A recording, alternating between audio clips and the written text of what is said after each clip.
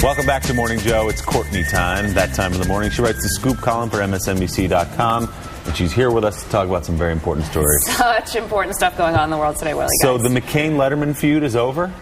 It's pretty much over. There's a new chapter at the very least. McCain is going to be on David Letterman's show this Thursday. If you recall, he was going to be on the show, and then he had an alleged flight to catch, and he couldn't make it to the show, and then Letterman totally busted him in the makeup room of another show at the same time. So they're patching things up. Why are they doing this?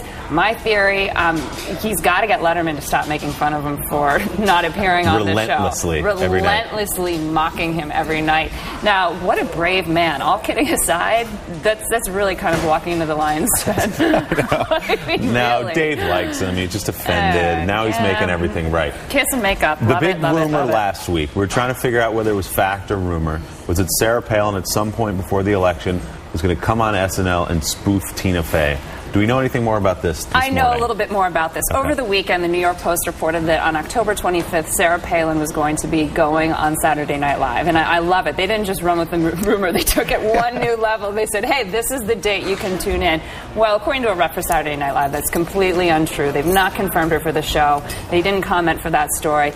That said, nobody's closing the door on this business. If Sarah Palin wants to come on the show, if she wants to come on Saturday Night Live, Letterman, The View, what have you, I've talked to people at all of these shows, they're going to let her come on. So there is always that little glimmer of hope, but it's not looking good. It doesn't seem wise. Not a big light at the end of the tunnel. I'd like to see it.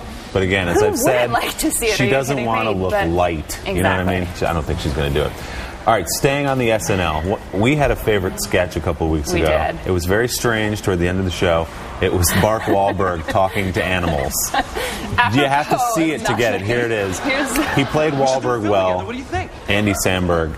But Mark Wahlberg was not amused. He's so not amused. He's the opposite of amused, actually, What? Willie. Why? He in an interview for an upcoming movie, said, hey, you know, it's not like Tina Fey doing Sarah Palin. So I don't know if that's saying that if it was just a little bit more spot on, he'd be embracing it right now. I don't know. Then he went on to say some nasty, nasty things. He said SNL hasn't been funny in a long time. Ooh. I don't even know who's on that show right now. Ooh. I was talking to some cast members yesterday, and they're not thrilled with these statements. So I say, Mark Wahlberg, you brace yourself.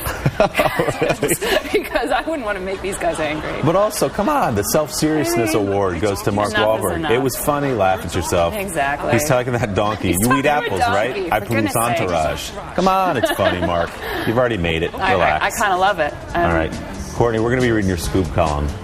I hope so. Not just today, but each day of this week. Monday through Friday, and then we'll start again next Monday, because it's that good. What about the weekend? No, not so much the weekend. I have other plans.